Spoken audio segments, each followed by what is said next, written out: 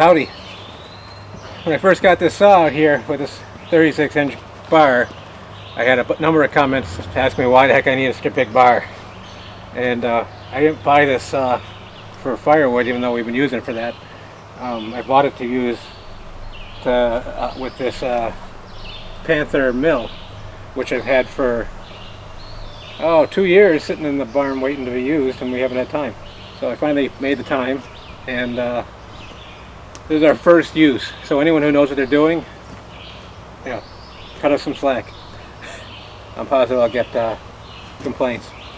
This is a Husqvarna 1100 CD 2100. It's a 100cc saw, and we have to still watch how fast we feed. And this is a brand new blade. It's not a ripping blade, and it's a felling blade, but it's still a brand new blade. So we still have to watch how much we feed with it, though. Otherwise it'll start to bog down.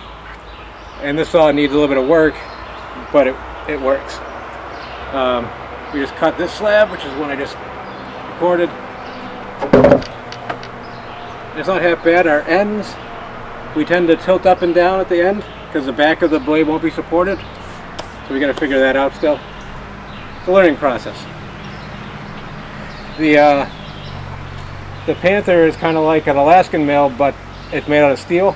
I got it off of eBay. It's like 150 bucks for the 36-inch side. Figured I could always make it smaller and couldn't make it any longer, so I'd get the longest I could anticipate cutting. And we have some trees in the back. We want to cut a big old pine tree, and I'll need every inch of this blade for that when we get to it. Now the wood isn't too bad. Like I said, the twist at the end on all of them. And we'll stack them, let them dry out and see how they look like, and run through a planer. This is just some poplar we're trying it out with. We didn't want to do our first cuts in something like cherry, which we would be upset if we ruined. But let me flip this over. Like I said, it works just like an Alaskan mill, and then it clamps to the bar in two places. There's a gauge here, but what we've been doing instead is taking some Amish mill lumber, which is close to being 2 inches, and stacking it in between and then setting the depth that way. It seems to work. It's easier than using the ruler on the side. We're not planning on using this a ton. It's going to be projects. I'm thinking about making some park benches with this stuff, and for park benches this is fine. We'll see. Maybe a mantle. Because I can make 4 or 6 inch wide pieces with this. Nice.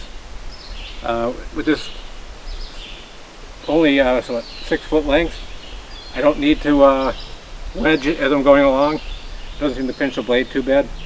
If we were doing really long pieces, I'd wedge it as we're going along, and possibly add a tip oiler. But yeah, I figured I'd share it. I got it off of eBay. The guy has a website, and I'll link it to it in the description. And the other comment I got about the saw was I was running it rich when I was using it for firewood. And the reason we were running it rich was that from what I read, for milling you want your saw to run rich so it runs cooler. So yeah, not too bad. I mean, for our first go at it. So I'm positive we'll be seeing projects made with it in the future. But I just wanted to give it a demo this week. So until next time, thanks for watching.